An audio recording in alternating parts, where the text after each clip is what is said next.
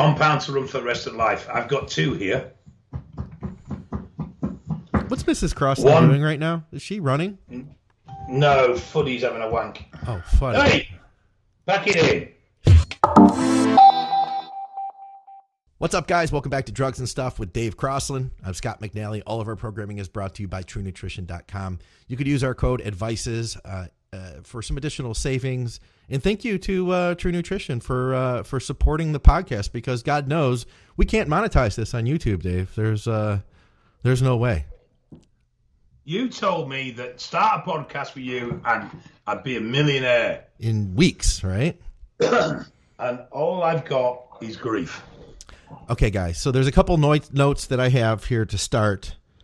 Before we get started, I did want to tell you that it's somebody's birthday this week. Is it? Do you know whose birthday it is this week, Dave? Hoodies. No, it's not Fuddy's birthday. It's Dave Crossland's birthday, guys. So as much as it pains me to say, Dave, happy birthday to you, and I hope that you have a nice week and all that.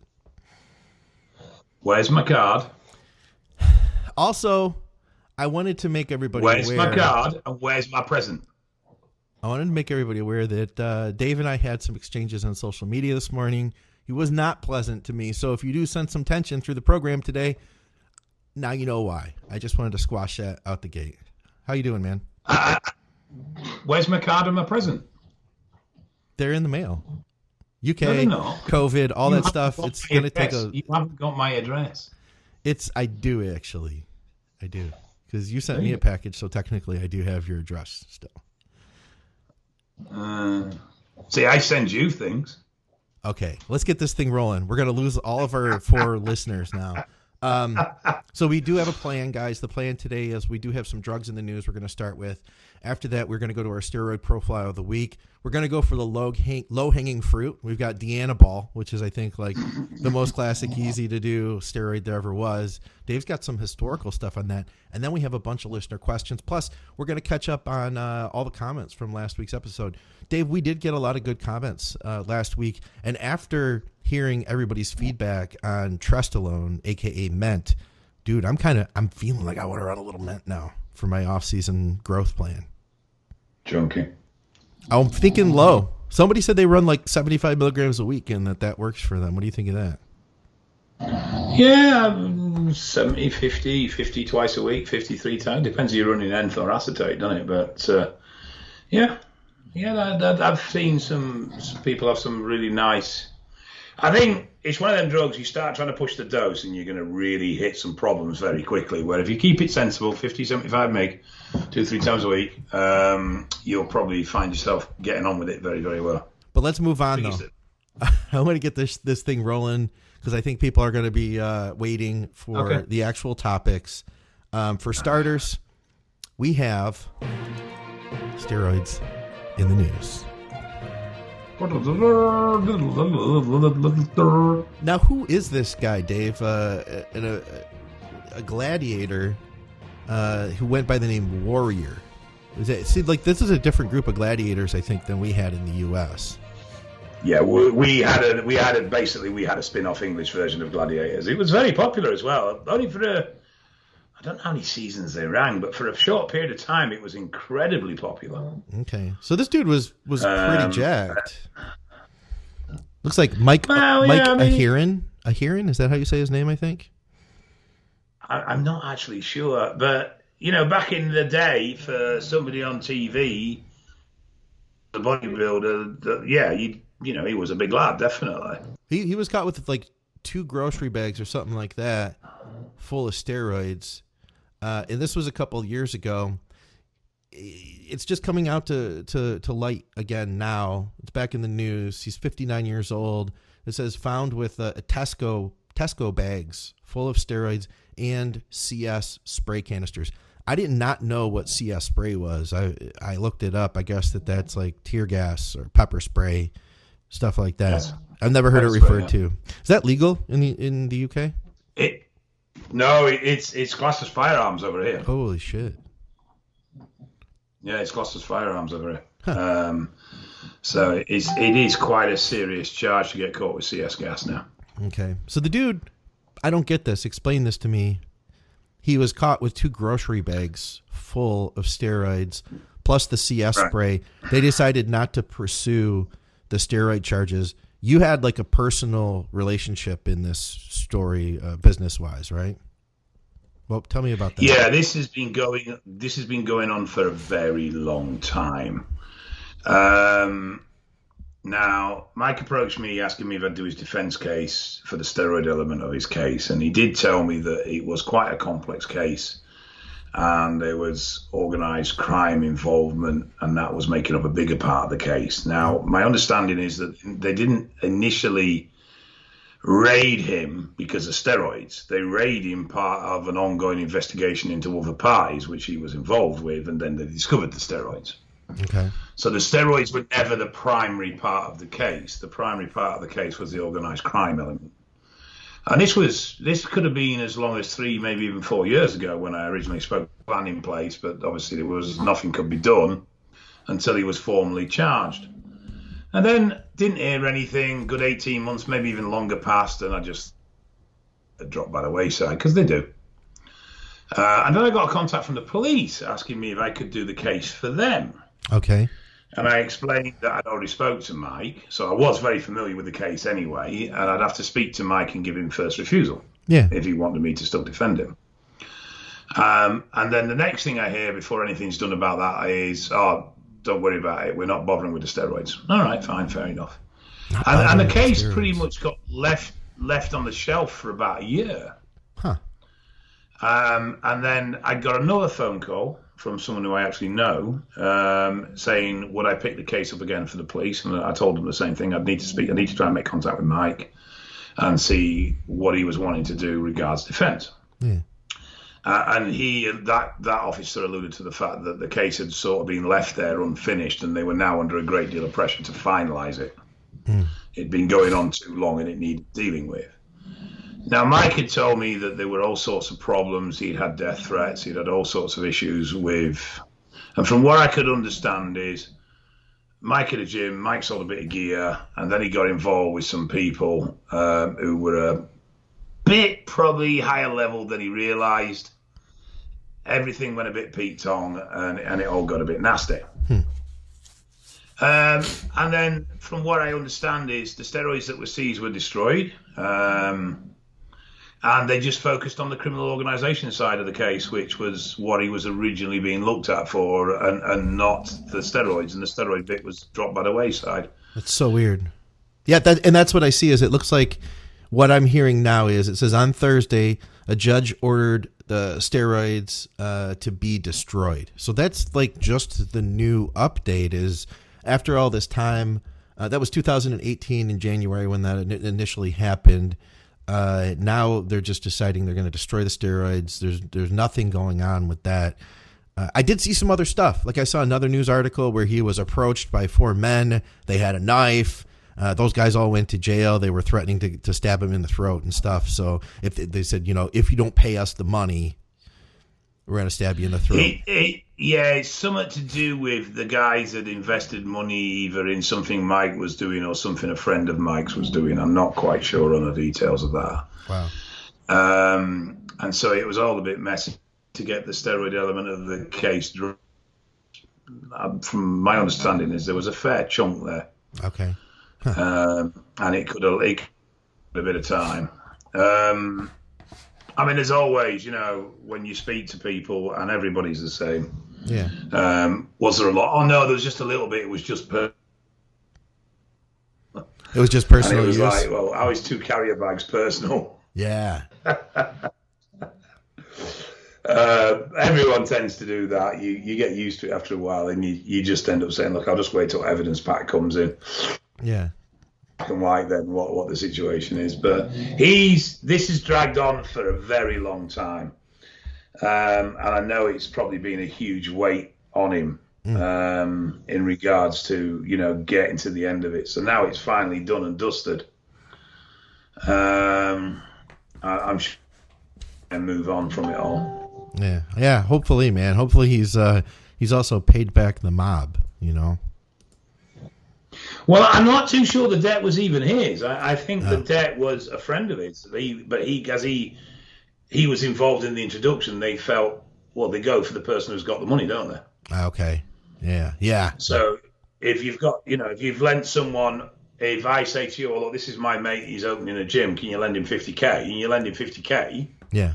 And you know the gym's failed and you know he's got no money, but you think I've got money, you're not going to bother chasing him. You're going to chase me. Yeah. And I think scenario, they felt that Mike had a shitload of money, so they were going to go after him for the brass. Oh, that makes sense. Well, hopefully he's all right. Let's move on because we also have our steroid profile of the week. And this week, it was by Dave's decision that we are going to cover Dianabol. I'm not picking low through. It is just at the end of the day, the most popular oral, and it just makes sense to get it done and out of the way. Yeah, we're going to do all the good ones first, and then we're going to run out of options. You know what I mean? Well, I actually had a thought for doing PGF2A, and I thought, well, that's quite exotic, so no one's probably ever fucking used it. Yeah.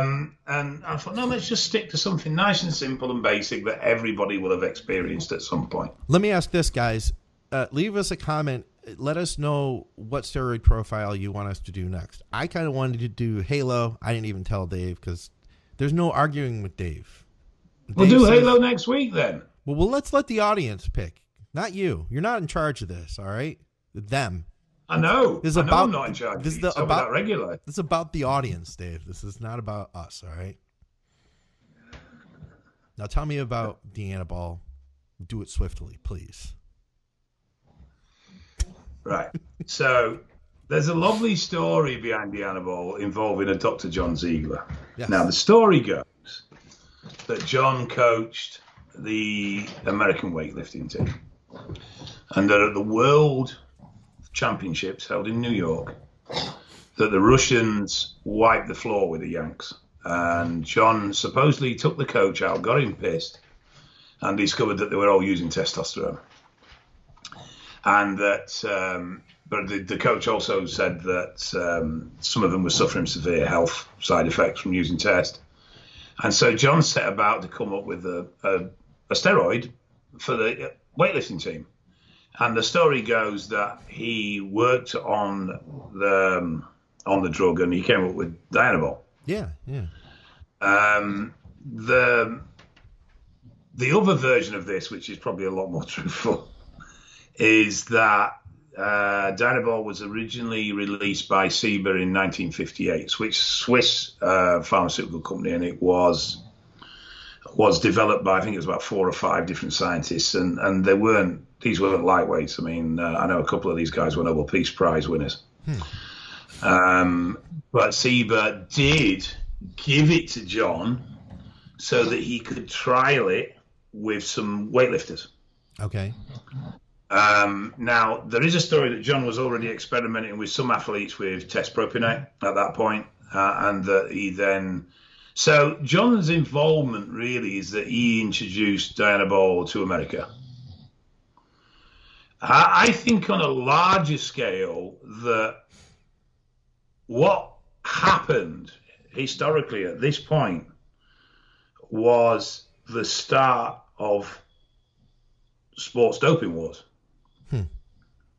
This, to me, is the sort of pivotal point where we start to see coaches actively pursuing drug protocols for their athletes in order for them to compete at a high level. Well, the other guys, from what we heard, they were using testosterone, right?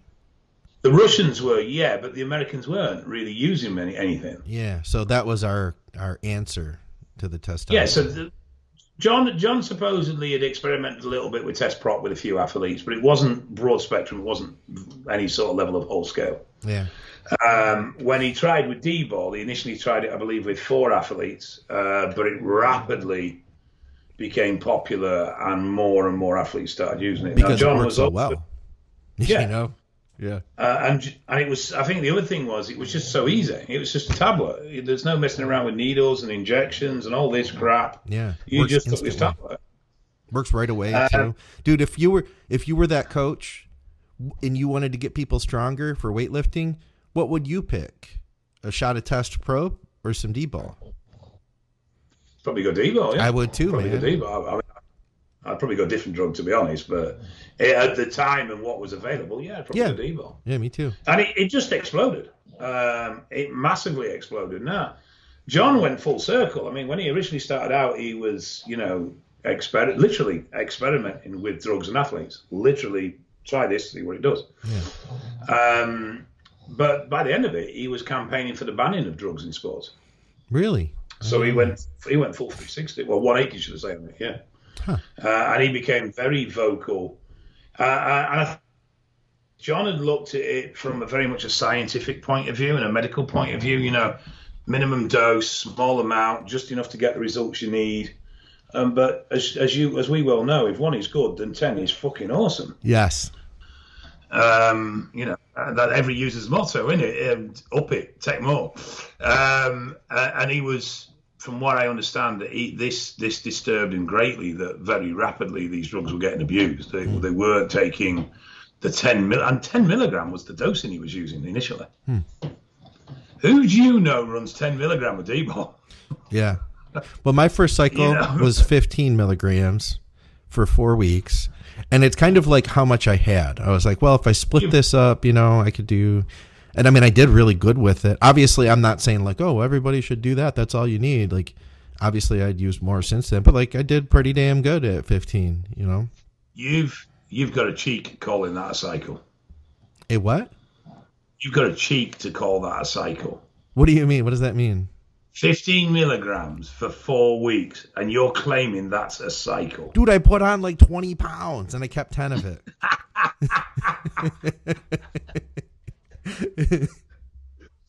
That's not a cycle. 4 weeks at 15 milligrams. That's all I had, man. I had, and it was those Napacin, those little Napacin D-balls. They were 5 milligrams. I had enough. I could take 3 of them a day. And I'll tell you what, man, after 10 days, I was like, holy shit. This is crazy. And 4 weeks in, the next cycle, I did test and D-ball together, and it was like an 8-week cycle. And that was mind-blowing by comparison. Like, it was a lot better, and I think I took the D-ball higher, like 25. But, yeah, that was good, man. 15 milligrams of D-ball, that was it. Maybe it was good. As a drug, it was good D-ball, as a drug itself, it's a solid little compound that people tend to... I think now people almost tend to avoid it because of its simplicity and its age of exposure. It's like, oh, that's old school stuff in it, D-bol. No, they want something new, they want something modern, they want something cutting edge. Yeah. And they look at D-bol as, 70s drug that no one really uses anymore and that sort of shit, when it's an absolutely spot on solid little compound. Dude, plus I mean, obviously it does aromatize, so you are going to see estrogen. It might not be astronomical. That's going to be very much down to dose. But for an old school off-season solid compound, I don't think you can go far wrong with D-bol. It's simple, but it's simple to manage. It's simple to use, and it just does what it says on the tin. Now, I'll tell you what I've noticed over time. Now, orals seem to affect my appetite more now than they did. Yeah, years ago. I'm wondering, it's like maybe I'm just getting older. I don't tolerate it as well, that kind of thing. But I loved the effect of D-bol, but now if I take it, my appetite starts getting suppressed after just a few days. I mean, that's a problem with any oral, isn't it? You're always going to run the risk of upsetting your stomach and ending up with some appetite suppression, which ends up making it sort of counterproductive. Yeah. But it's not. I think unfairly D-bol gets pushed to one side in favor of more complex or more modern drugs, and I don't think it's fair, because it's lasted the test of time. Yeah. Because it does what it says. Yeah. And it does it well. I would go as far as to say that maybe it's not like, I would say that it's like one of the better bulking compounds out there. I really would. I mean, I would personally probably go to like Deca or EQ personally, something that was like more of a long-acting injectable that you could run for a longer period of time. But D-bol, it's like, it's no joke. It's the real deal, I think people dose it too high though nowadays. I mean, it used to be, like I was saying, those 5 milligram tablets. Now you see 10s and 20s, 50s. You know, they're strong, man. Yeah. People who are just doing their first cycle think that you need to take 50 D-ball a day, you know? Yeah, I mean, it's common now for a first cycle to be anywhere between 30 and 60 meg a day. Yeah, and 60, man, that's no joke. Well, which is one of the reasons why it's got a reputation for aromatizing so hard, because people do run it fairly high. Yeah. And they underestimate, because of it's so well known and it's so old school, they underestimate actually, you know, this is a potent little drug. Yeah. It's got plenty of kick. It's got plenty of kick. Yeah, no kidding. What you drinking there? I am drinking a cup of tea. Of course you are. Made with Yorkshire tea, made with Yorkshire water. Yorkshire water. Yorkshire water? What does that mean? That's the stuff that comes out of the tap. But why did you get water from Yorkshire? Because I live in Yorkshire. Oh, you do? Yes. I didn't realize that. Yes. I live in the county of West Yorkshire, so my water is Yorkshire water. Maybe if I looked at that label on that shipping package, I would have known that, huh? Yeah. How would you still have a shipping package from something I sent you ages ago? Don't you tidy up, you scruffy little oik. I have it's the tube that the picture's in. I want to, when I frame it, I want to do it right. I'm not going to just put it Haven't on. you framed it yet? Well, I figured, okay, I may just put it up on the refrigerator for a few weeks. On the front, Right. you know, where everybody can Right. see it. So I send you a gift. Quite a beautiful gift. And you can't even make the effort to get a frame for it. I think But you can go buy a new dumbbell, can't you? Yeah, that's important. Listen, I think that the front of the refrigerator is an honorable place. Everybody who walked through the kitchen will see it there. Only if you use the ABC magnets to stick it up with. I don't have those, but I do have tape. I do have tape. I thought every American fridge had alphabetic magnets on them. I think if you have kids, maybe. I don't have kids. Well, maybe you need kids. That's a whole other podcast, Dave. I'll send you one of mine. You can have one of mine for free. Anything else we should... what's the important stuff? Well, we're talking about D-ball. Let's see. So gyno, you know, all the estrogen side effects, it does highly convert. So gyno, acne, oily skin. It's very fast acting. Let me ask you this. How long does it take to kick in? A newbie is going to want to know that. No, I always get mixed up with the half-life. It's 4 hours or 9 hours. So it is a very fast... Yeah. It's a fast-acting drug. I mean, you could take this pre-workout and you would feel an effect in the workout. There's no denying that. Maybe I should do that today. Yeah, maybe. Dig some out. Dig some old school out. Go old school today. See what I have in my tub over there. I want you in some short lycra shorts. You can do that. With a big baggie. High blood pressure. That's one that I got. Well, that's estrogen-based, generally speaking, isn't it? You know, if you got high estrogen, you're going to get high blood pressure. And if you're holding like 30 pounds of fluid, you know? Yeah. So again, estrogen-based. Yeah. So, I mean, the main things with it are estrogen or appetite suppressant, because, like with all orals, it's going through the stomach, and obviously you're going to see liver enzymes raise. It's not a liver killer in any way, shape, or form, but it is going to stress the liver. You are going to see elevated enzymes. It's just part of the course of running an oral. Yeah. Just be sensible. You know? Don't go on 20-week oral cycles. That's a good point.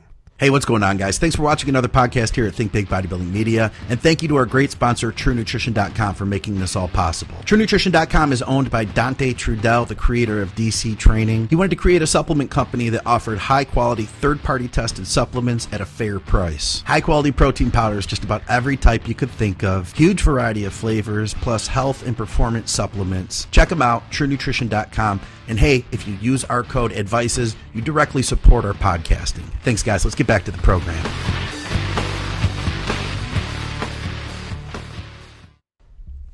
All right.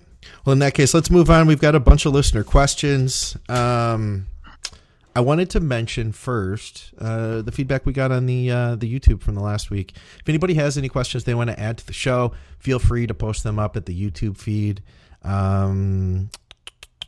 So somebody did ask about ment. Can it ruin your ability to have kids? That's what they've heard. really, I mean, I guess we could say that's true with any steroid, right? Yeah, it is. I think that's probably come from the fact that it is effectively generally regarded as a stronger version of testosterone, but its implication on fertility is going to be the same as Tren, Deca, anything like that. The episode on DHB, a guy had this is his YouTube handle is Cool Dude. He mentioned that I had said that kind of the cost or the risk to benefit of DHB can be off because it can be so painful. He said, what about doing it as a topical? How about a topical DHB? Absorption rate on topicals is shit. Bioavailability is shit. You need a lot of raw hormone then, right? You're going to need a lot, and you're going to be blathering a lot of cream on. Nah, it's just, it's a highly inefficient way to introduce hormones to the body. Yeah.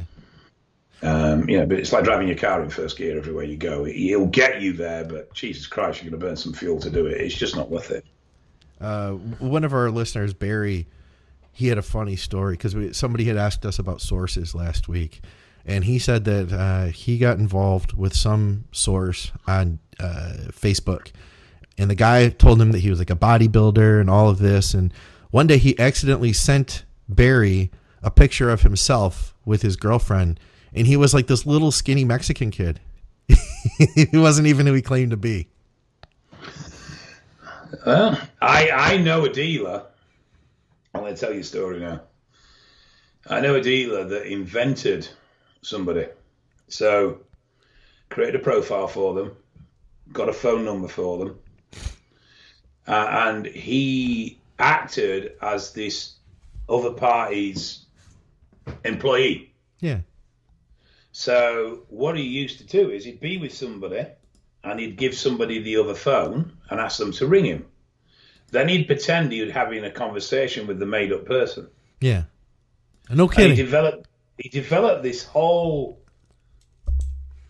imaginary friend that everybody thought that this guy ran was the seller and that this other guy was just a little go-between. So, and his idea and his theory was that if it ever went to shit, everybody would say, oh, well, so-and-so runs it all. Yeah.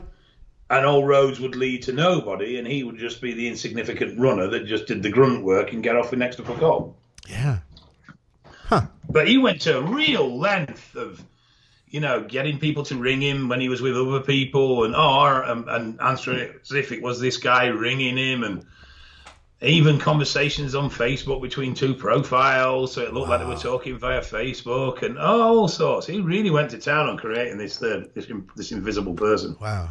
It sounds kind of like the message boards. There was all sorts of people who had fake profiles and multiple profiles on the message boards, people claiming that they were someone they weren't, so it's nothing new, right? Yeah, but generally that was so that person could support them in saying that the gear they were selling was good. Yes. He didn't use it in that way. He just used it to create the scapegoat, this imaginary figure of a scapegoat. Yeah. So that there was somebody above him in the pecking order. That's funny. We had another question from the YouTube last week. Are long esters safer than short esters, such as like in the case with Tren? Are you blowing kisses at me, Dave, right now? Because that's kind of weird. I mean, I'm okay with that. There's nothing wrong with that stuff, but I'm just not my thing. I'm just going to throw that out there to you. Not that the messages you send me and the pictures you send me don't actually match with what you just said, young man. My lips say one thing, but my texts say another, huh? Yeah, your cock picture says another.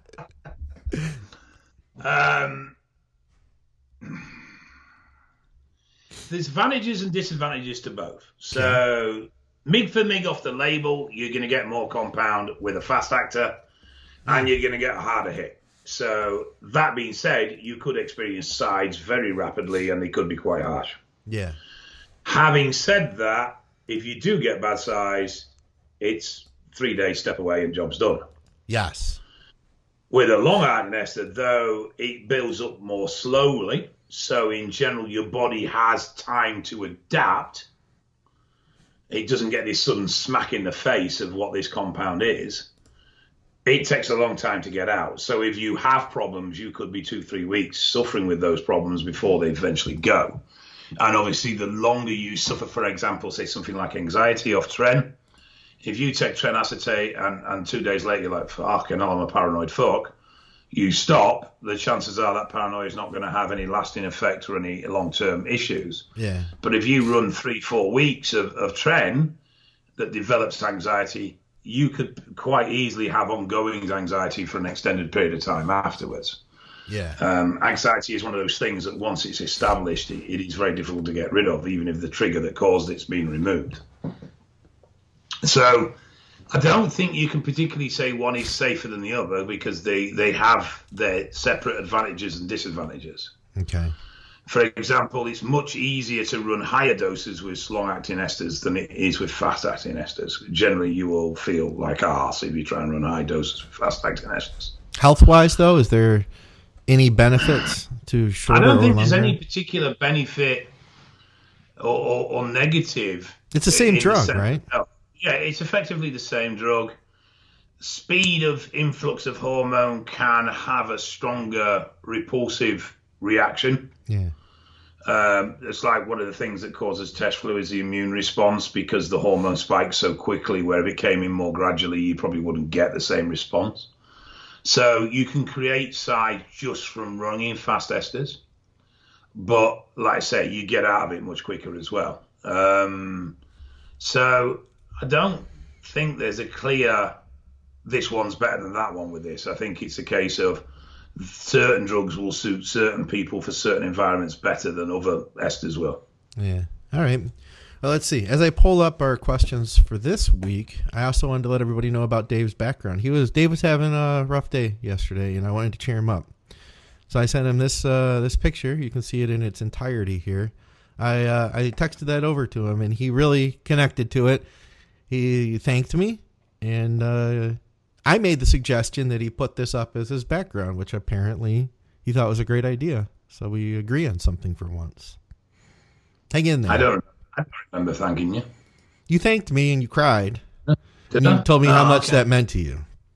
Did I? Yeah, all those things happened, guys. All of them. Oh, okay. Would you like to read the conversation out that we had over this picture? I don't want to embarrass you. Instead, I will go to our questions for the week. This week we have, and we're over at the group, so if you guys haven't joined the Advices Radio Facebook group, we'd love to have you. Or feel free to post up over at the YouTube feed. Leave us comments over there. We're happy to take questions. Best supplements or tips for health and wellness post-cycle for things such as high glucose from bulking, lipid panel, and organ health. He adds, what do you take or do on cycle to control blood pressure as well?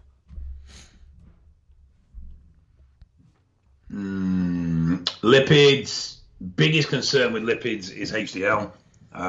If your LDL's fucked, then stop eating shit, you fat twat. So krill oil such as bergamot would be my two mainstays for managing HDL. But it's not something I'd look at repairing post-cycle. It's something I'd be very conscious about managing throughout cycle. Okay, yeah. Post-cycle, I suppose, really, most health supplements that we run, we want to be running them during the cycle. It's not just something you put in post. So stuff like TUDCA, NAC, all for liver support, astragalus, liposomal glutathione for kidney support, are all good compounds, but I'd be looking at those during cycle, particularly if I was running something like tren. I'm seeing more and more interesting results from people that are using tren. What do you mean by interesting? Generally speaking, people that are on any sort of decent dose of tren for any sort of decent period of time, that shows huge elevation in CK. We're talking inflammation markers in the 5,000. Wow. It generally shows a noticeable reduction in kidney function.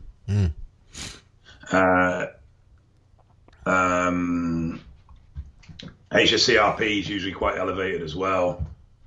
So it's all the inflammation markers of the body are all sort of lighting up like Christmas trees when you're on tread. Huh. The opposite of health, basically. Yes. So I think when it comes to it shouldn't be off-cycle management. It should be management, health management throughout. But one thing that you can do post-cycle is EDTA. EDTA. Now, EDTA attaches to heavy metals. Okay. Heavy metals are contaminants in steroids, in UGL steroids. They're there. We can't get rid of them. One of the reasons why labs use magsters is to try and remove some of the heavy metals. So EDTA chelate will literally latch onto the heavy metals and draw it out of the body.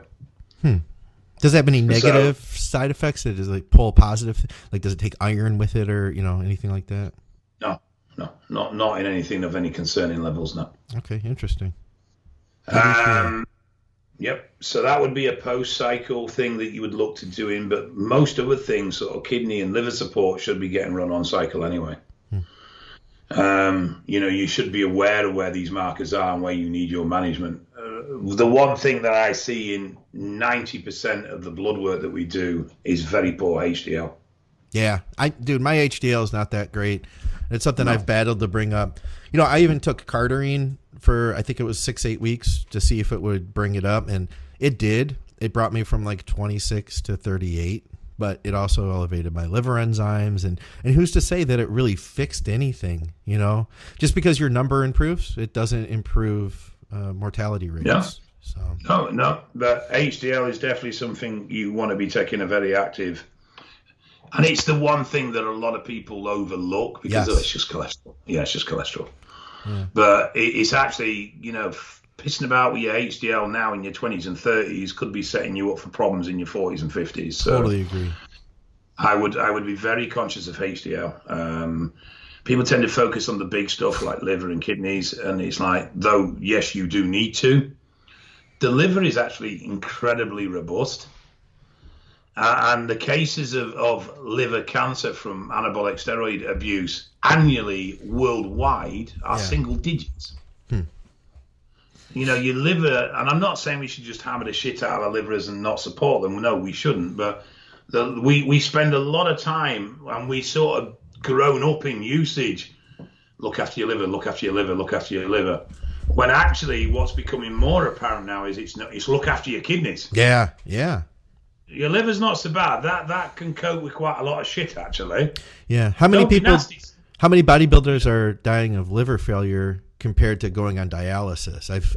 And I'm not saying either of them are good, but I just feel like personally I've heard of a lot more people that need to go on dialysis. Because we go out with a blood van, and obviously when we do the blood van, we do a high concentration of blood tests in a short period of time in an area. Yeah. It's rare we'll do a decent day in the blood van and not get at least one set of bloods that I've got concerned about kidney functioning. We did one last week and there was 4. Now, it's not to say that they've got kidney problems, just that, you need to have a look at this, dig in a bit deeper and see and just make sure. Because obviously EGFR is only an estimation. It isn't a true reflection. And our lifestyles of using high protein, using creatine as a supplement is always going to cause problems when it comes to measuring kidney function. Well, that and the blood pressure is a big part too, right? Yeah, blood pressure has a huge impact on kidney damage. Tren has a huge impact on kidney function. I'm not sure at this point how permanent that effect is. So when you get with kidneys, you get a kidney injury and you get kidney damage. Kidney damage is permanent. It's done. It doesn't repair. It doesn't get better. If you've damaged your kidneys, they're damaged. That's it. It's not like your liver. You damage your liver will sort itself out. Give it enough time. Kidneys doesn't happen. But you can get a kidney injury. Yeah. Which is more of a short-term loss of function within the kidneys. So I'm starting to really watch with the bloods we do on Tren users to see if we're seeing a pattern of degradation in the kidneys or if we're just seeing a short-term drop in kidney function. Okay. And it's going to take time. I mean, it's going to take a year or two before I'll have enough data to sort of be able to come up with any decent hypothesis of what's actually happening there. But I suspect that it is going to lead to long-term loss of kidney function to some degree. He also asked about what do you take on cycle to control blood pressure? We also had another question that tied right into this, so I'll throw them both out. It was at the beginning of the show. Corey Wright asked, any advice on lowering blood pressure? And he adds, is it always high hematocrit? Which, no, that's not the case.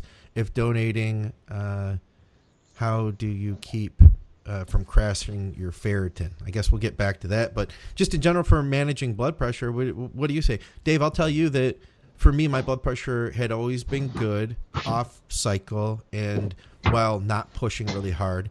Then while putting on a lot of weight, when I was at my heaviest, my blood pressure got high. I actually used a prescribed blood pressure medication that my doctor gave me.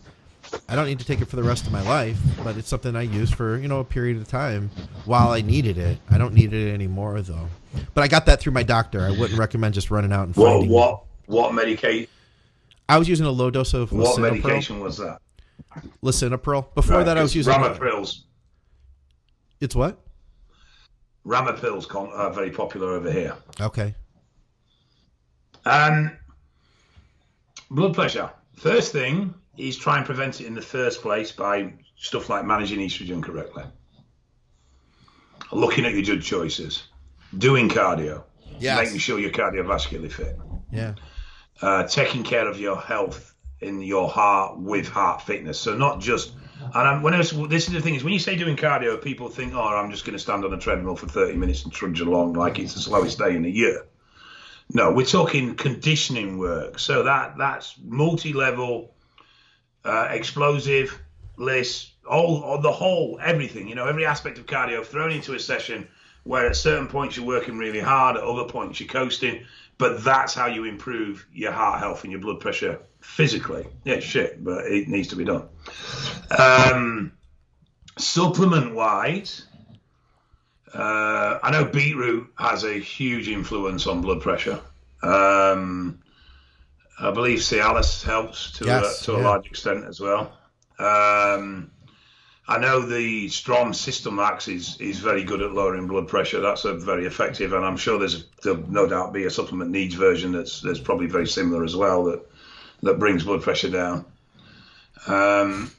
But there's a lot you can do to preempt it and keep on top of it. And the other thing is, if you've got high blood pressure, then surely that's something of an indicator that you need to back off, change what you're doing, or change your cycle. But I think one of the first things that's going to help with blood pressure is physical fitness. And I'm not talking about gym fitness. I'm talking about cardiovascular fitness, conditioning. I think if you get that on point, you'll find that your blood pressure is much easier to control. Obviously, body fat levels will influence blood pressure as well. So the leaner you are, you're going to have a better strike with blood pressure too. Yeah, that makes sense. That makes sense. And that also kind of ties in, too, to some other stuff you said, like, coming off a cycle. A lot of times if you are bulking, if you've been pushing the food, that's going to mess up your he said, dealing with high glucose, so insulin sensitivity issues. If you're eating a lot of food, if you're on steroids can affect your insulin sensitivity. So I think that doing cardio is something that's going to help all of that. It's going to help what you're talking about. It's going to help with your insulin sensitivity. I would argue that if you've got glucose levels that are medically elevated, that you're doing something quite wrong.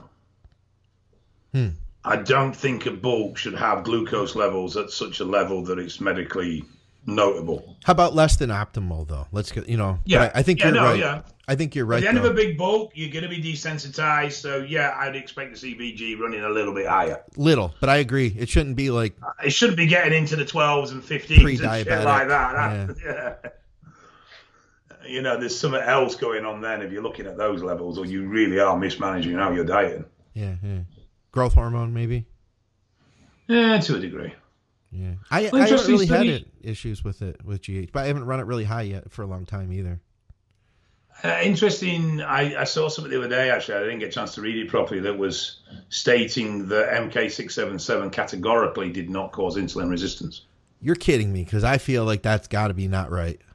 Yeah, I didn't get a chance to look into the study to see how viable it was and how, it was a pile of shit or not, but it was just a headline that flashed. I I need to go back to that and have a look at that. If you do go back to it, do me a favor, send that to me. I want to take a look at that one too. Okay.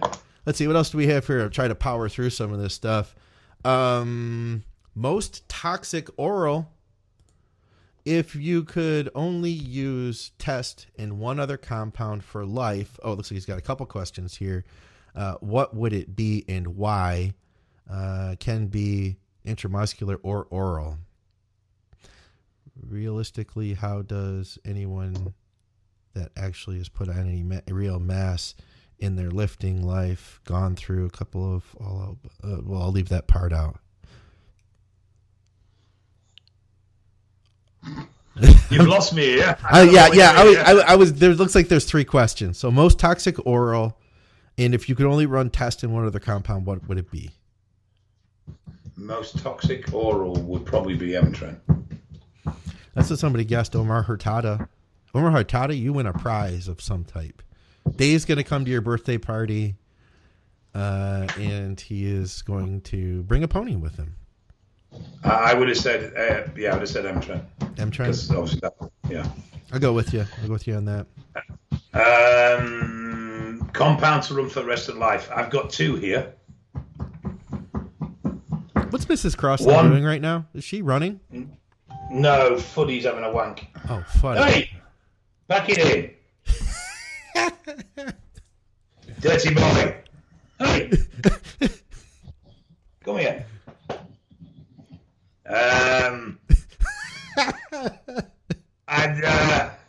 I'd probably say, if I was looking at a compound for the single compound I'd pick for size and development, I'd go Deca.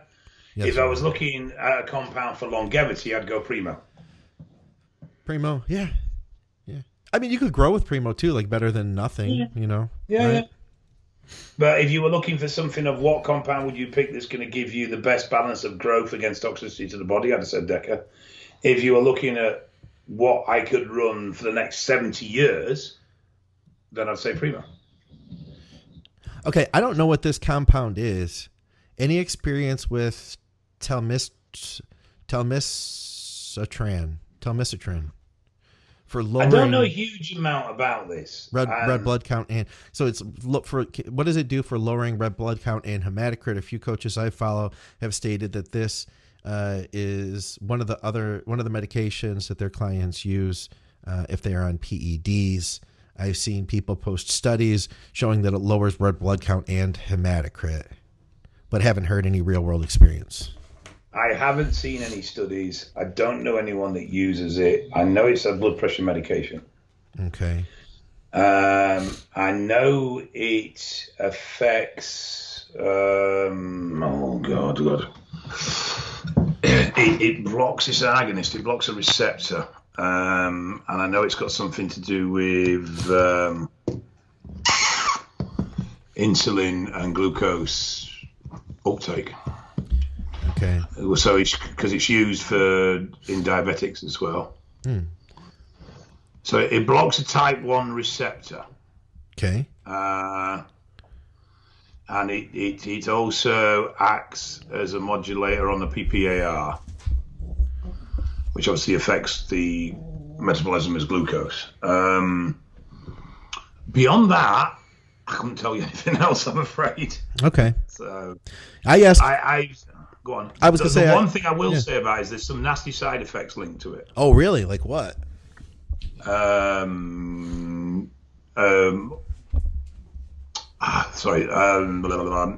So irregular heartbeat, fast heartbeat, low heartbeat. There's edemas, swelling the feet and hands, stuff like that. And there's some very severe allergic reactions. So this is labelled as a drug that can cause death. Oh. Huh. Now, my understanding is that those cases are extremely rare. Yeah. As in very, very, very rare. Yeah. but it is actually marked as a compound that if you have an allergic reaction to it, it can quite readily kill you. Okay. You can't take it with stuff like anti-inflammatories. Oh, okay. Wow. So you need to leave it alone if you're on anti-inflammatories, and you've got to be very careful if your kidney function is not 100% on game. Huh. But I'm not sure how it would affect thick blood. So I'll need to have a look at that. I mean, I know IP6 is shown to be quite promising in management of thick blood as well. Yeah, I've started that now. I'll see how it goes. I only started it maybe What's your iron? My iron? Oh, yeah, I will. Keep a tight eye on your iron, because it's particularly bad for leaching iron is IP6, so keep a tight eye on your iron. The other thing IP6 doesn't do is lower platelet count. Okay, yeah. So though you're going to lower hematocrit and you're going to lower hemoglobin, you're still going to have very elevated platelets. Huh, okay. So your blood clotting capability is still going to be high. Good. Super clotting abilities. So, well, just throw in some aspirin. Yeah, okay, yeah. Just throw in some aspirin. I asked Victoria about this stuff, and she said she hadn't seen anybody real-world experience either, though she has seen the research that it can reduce red blood count and platelet. So, glutamine to improve insulin sensitivity. That was something I was not familiar with, but it appears that it technically can. From what I'm seeing, and then I was talking to Victoria about this just now, it can possibly in some people reduce inflammation. And by reducing, if you can reduce your entire systemic inflammation, then your insulin sensitivity can improve. So there's that. Yeah, glutamine's used quite a lot in IV infusions for inflammation. Is it really? Along with glutathione, but definitely, yeah. And glutamine obviously reduces stomach inflammation. We already know that, because one of the reasons we take it is to improve our stomach function. But yeah, I've seen quite a few IV infusions, and when I first started looking at them, I was like, oh, why have they got glutamine in that? And then upon further reading, it was like, oh, right, I didn't realize it had such a systemic effect on inflammation. Okay. She also noted that there's been a few studies to show that it can induce insulin resistance. So a mixed bag of sorts with different underlying mechanisms. You got to be careful with this stuff as well, because we get a lot of this where, it's been shown to, but you've got to be able to apply what that shown to actually relates to in real world terms. Yeah. So I've used this example a lot because I like it, and it's a really good example. Novadex has been shown to lower IGF-1. Okay. In real world terms, it has fuck all effect on your progress. Yeah. It's negligible. It's not even worth mentioning. And this is where you got to be a little bit careful, because when a compound shows that it may possibly have this effect, it may in a lab it may, but in real life, in real world, with someone who's eating and training and everything else that we do, right, it could be that real world impact is not really worth the expense or the time and effort you're doing to supplement with that product. So yeah, you've got to be a little bit careful when you look at studies as to how they relate in real time to its actual impact on a person. Well, in some of these studies, from what I understand, we're done with like special populations, like diabetics. So, they could have a very different response than you or I. Very different response, yeah. Very different response. We've got a couple more here. Rob Taylor, doing a cycle of 600 tests, 300 EQ per week, and tren at 300 per week. I have not run tren for cycles longer than 10 weeks. With a break. I am in off-season clean bulk, wanting to be like Scott and 25 pounds and 25 pounds heavier. Was told if diet wasn't on point, tren can be used as a cutting and as a mass building asset. Is this true? Have been staying away from DECA as I have a tendency to become Mr. Moonface. What's your thoughts? Also, keep in mind, Rob is a little bit of an older guy. I want to say he's at least in his 50s, maybe 60. That read to me like Can I use Tren to cover up my shit diet? Oh, but he said he's eating clean. He said clean, bulking. I was told it's just that he mentions that Tren can be used to cover up poor diet. Did he? No, I think he said was told that if diet is on point, it can be good for mass or for cutting. Sorry, I misheard. I thought it was if diet was shit, it can be used to sort of cover that up. If I eat pizza all the time, can I still grow on Tren? Yeah, no. Fucking plenty try it. Do we really need to have this conversation when it comes to Tren? Look at Dave is disappearing. His cat is in front of you now, Dave. Your cat's in front of you. Do you see that? Oh, there's Dave. He's back. Yeah, it's weird how it sets the image. You like the cat better than you, though, so that's all right. In fact, I think we'll just do the show like this. Tren in a book? Yes. We'll just put this cat right there for the whole show. This is much better. All right, Go ahead. Continue, Dave. Right, okay. Can you use Tren in a bulk? Yes. Would I advise it? No. I just think the drug's too toxic. To me, your bulk should be health-driven, low-impacting drugs when it comes to stress, and plenty of good healthy food and plenty of good old-school heavy training. Low stress, but, yeah, plenty of people do use it in a bulk and are quite successful with doing so. How about 300 Tren for a guy, let's say 60? I don't want to sound ageist, if that's a word. I don't know if that's a word. I'm not far off those ages myself these days, but well, you're 60. You're 60 this week. At that age, I would be looking more to supportive drugs than I would drugs that are going to be harsh. So, if you're getting Moonface of Deca, then that would suggest to me that your diet isn't as on point as you might think it is. As an older gentleman, Deca is a much more supportive drug in the sense of joint support, anti-inflammation, and all that sort of stuff, and is effectively the exact opposite of all that. A lot depends on, are you a 40-year-old, 60-year-old, or are you a 60-year-old, 60-year-old? I have a client who's 56 that will blow most 40-year-olds out of the water, both in condition and dedication, but also in athletic performance. So it very much depends on you as an individual as to where you are with that. And you've just got to be honest with yourself. Yeah. 10-week. Yeah, I mean, plenty of people can run 10-week of Tren and not have any problems. It's just down to how well you tolerate it.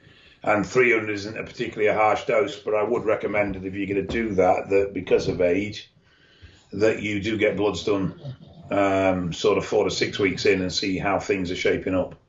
Yeah.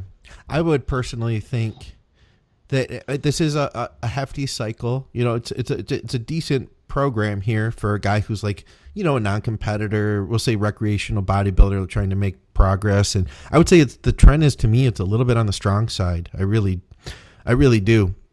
Now that I'm seeing as I'm aging, you know, in my 40s, I'm seeing that my hematocrit tends to rise faster. So being on EQ, I think that's another reason to maybe check your labs halfway in. But the trend, I might even go, if you really had to do it, I really feel it's such a strong compound, 200 milligrams would be plenty. I really wouldn't go all the way to 3 personally. That'd be my suggestion. I'll say it all depends on how much on point other things are, doesn't it? Yeah. Let's do one more. On point. Okay. We got James Hastings here. Stop it. No. He learned that behavior from you. You realize that, Dave. You're his parent. You're the one who teaches him how to behave in public stuff. Will taking a small daily dose of Cialis, 10 to 15 milligrams, cause ED issues once you discontinue using it, considering using it in place of an expensive pump pre-workout? I've also heard it has other health benefits as well.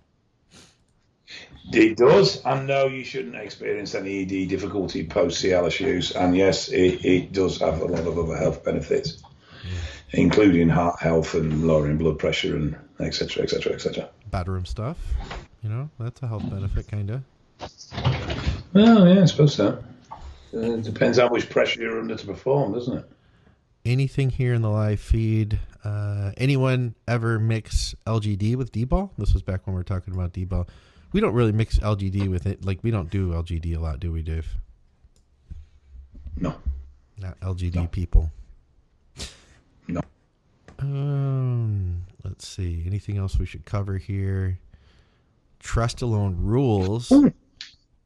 I forgot to say something, and I knew I'd thought of something, and I knew and then I just completely forgot. Yeah. We were talking about telesmissartan thingy, weren't we? Yes. That's exactly how you pronounce it. What I didn't say is it's believed to be a viable alternative to cardarine. Oh, no kidding. Hmm. Okay. In what respect?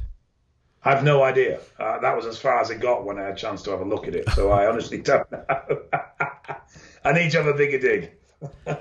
I've heard glutamine can help with hunger in diet prep. Also makes muscles look fuller on low calories. Wonder if that's true. To some degree, but I've never understood this. If you're competitive, then your goal is to present the best package you can on the day you're on stage. Yeah. So anything prior to that isn't really important as such, because that's not the end package you're delivering. Instagram, Dave. Yeah. 3 words. Instagram. Because you see a lot of people very focused on, I want to stay full and I want to do this and I want to do that. And I've never understood that. If your end goal's that, then just focus on that. Why would you adulterate that process by trying to do or be something else as you proceed towards that? Well, at the end of the day, amino acid, it is going to be a calorie. You could say that. It is, Well, I don't think it's going to make any negative impact on dieting. It was just more a case of, if you're dieting for a show, wouldn't you just concentrate on dieting for the show and give a fuck what you look like until you stand on stage? I have some glutamine here. I wonder if I should start messing with it just to see what it does. I've never been able to stay. I'm going to be honest. I've never been able to stay consistent with glutamine. I've even said, I'll take it with my meals to help digestion, blah, blah, blah. And then 3 months later, I've still got that. I probably still have a tub from like 5 years ago, Am I right in thinking that if you take glutamine too high, you actually reduce protein synthesis? Oh, I don't know. I'm sure. You're sure of it? I'm sure. I'm something in the back of my head is really nagging that if you took glutamine too high, you could actually reduce protein synthesis. Let's make a note. Let's dig into that one for the next show, just to be sure. Corey Wright asked, did I miss the ferritin answer? We didn't answer you, Corey. So you didn't miss anything. That's what happened there. We forgot. Scott's fault. So unprofessional. If you do no. First of all, back to his question. High blood pressure. It is not always caused by high hematocrit. You can have all sorts of reasons. Just taking an androgen alone can be stimulating to your central nervous system. Tren, for instance, can give you high blood pressure for no other reason. Nothing changes. We talked about D-ball today. That could give you high blood pressure from increasing your estrogen and then increasing fluid retention. So high fluid, gaining a lot of water weight, that can make high blood pressure. Yes, having high hematocrit can affect your blood pressure, but it's not the only reason. And then he asked, if donating it, can you keep from crashing ferritin? I'd be very surprised if you did crash ferritin while donating. Yeah. Ferritin is your iron storage capability. Okay. So you have your iron level, then you have your ferritin, and your ferritin is your iron storage capability, and then your TIBC is your estimated total iron storage capability. Okay. So your ferritin reading is in a percent. If I remember this right, your ferritin reading is in a percentage. So it will show how much of your iron is currently being stored. But haven't seen anyone have issues with ferritin when they've done reasonable, sensible levels of blood letting. I mean, mine's fine. I could see it happening, but mine's fine. And I've been donating under doctor supervision now. I've had to go in once every 4 weeks for the last 3 or 4 months. Mine's not too low yet. No, and I mean, even the hematomacrosis patients. My dad, for instance, he's one. They don't often get very low ferritin. Well, I mean, that's their goal is to lower it. Yeah, but you could, but they don't usually get it into problematic ranges. Now you could, and these guys can be let in daily, every 3 days, weekly, and you could argue, well, yeah, but they've got a medical condition that's driving the values up. Right. Yeah, they have, but you're taking a drug that's driving your values up. True. You can relate to that more than you realize. And I don't think it's going to happen after one bloodletting. You'd have to do this time and again. So you can always, I mean, if you're going to do, they check my values every time I go in and bloodlet. So you would know. You'd have to do it in rapid succession as well. Yeah. So if you did a bloodlet once a month, you're going to struggle to lower ferritin. You'd have to be doing it weekly in order to really start to get on top of that. Yeah. I mean, therapeutically, you can let once a month with no problem whatsoever. There you go. So what are you doing for your birthday, Dave? Nothing. Just nothing. You want to have a birthday podcast party where we bring on all your friends and stuff? I haven't got any friends. Well, that's what I mean, like just me. I can make little cardboard cutouts and pretend they're friends and sort of stick them all on the wall behind me. Yeah, we could do that. We could bring Fuddy, me and you and Fuddy. In all honesty, we're going to Edinburgh for a couple of days at the end of the month. Oh, nice. What's Edinburgh? Yeah, what's Edinburgh? Edinburgh is the capital city of Scotland. Even you know that, Scott. Don't play dumb. But Scotland. Okay, we're not going there. We're not. We're just not playing these games today. But that's my daughter's birthday's 4th of October, so that's sort of a joint thing. Nice. My wife said today, she goes, "What do you want to do for your birthday?" And I quite honestly don't want to do anything. I'm just not bothered. I'm quite happy to just let it slip by. Pretend like it didn't happen. It's been a shit year for several things, and I'm quite happy just to get through it. That's why I sent Dave the cat, guys. Let's bring that back up here for everyone to see. A nice little reminder for everyone to hang in there, baby. Dave, hang in there, baby. I am doing. There's plenty worse than me, mate. Plenty worse off than me. I'm all right. Just get a bit tired now and again, that's all. Well, you need a break. You need to go to Edinburgh in Scotland, wherever that is. I need to go away in my camper, but I can't because none of the fucking campsites are open, or if they are, they're fully booked and I can't get in. Oh, shit. Just pull that thing over to the side of the road. Well, yeah. My good lady gets a bit nervous when we start doing shit like that. She doesn't like it. I want to interview her about your driving after this trip. Oh, you're not taking the camper, are you? No, I actually think she's driving. I think she said she was going to drive up. Oh, wow. All right. Well, guys, check out the eval buses. If you see them driving around, just flag one down. Rosto. You know what? Talking about that, I don't know how it works in the States, but in the UK we have a motorway network which is similar to your freeway network. Okay. But there's different rules and regulations on what can go on motorways. So only certain vehicles, like under 50cc motorbikes, aren't allowed on motorways. Learners aren't allowed on motorways. Yeah. So it's a similar sort of thing. And as they are high-speed route connections, they have service stations rather than just a gas station at the side of the road.